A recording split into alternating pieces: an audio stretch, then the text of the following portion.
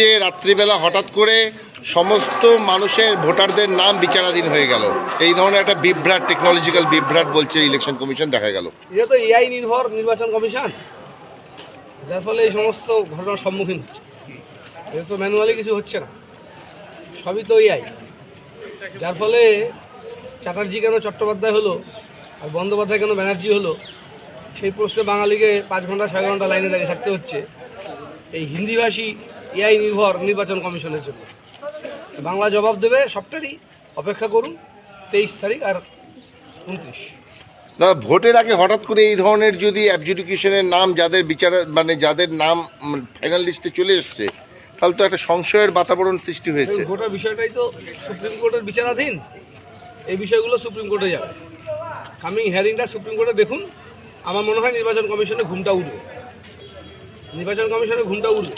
কারণ হচ্ছে, আপনি যে ভোটারদের অ্যাডজুডিকেশন করে তারপরে তাদেরকে বললেন ডিলিটেড, ঠিক ভোটের আগে তাদের বললেন ডিলিটেড, তাদেরকে আপনি বলে দিলেন ট্রাইব্যুনালে আসুন।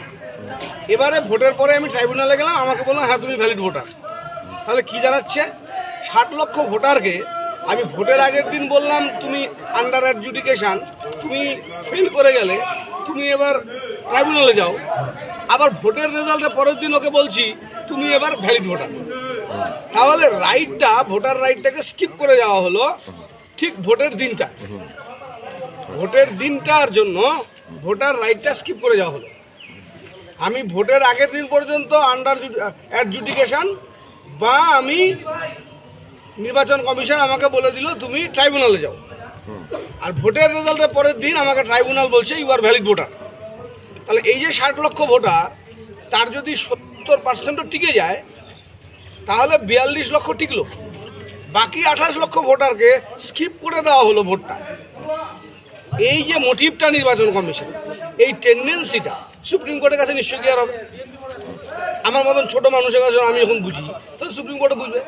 একটা, দুটো, তিনটে, চারটে ভোটার, 24 লক্ষ ভোটারের এই ভোটার অধিকারকে একটা পার্টির জন্য, একটা পার্টিকে ক্ষমতায় আনতে হবে তার জন্য স্কিপ করে দেওয়া ভোটিং প্রসেস থেকে, এটা আমার মনে হয় নির্বাচন কমিশন যাই ভাবুক সুপ্রিম কোর্ট মানে।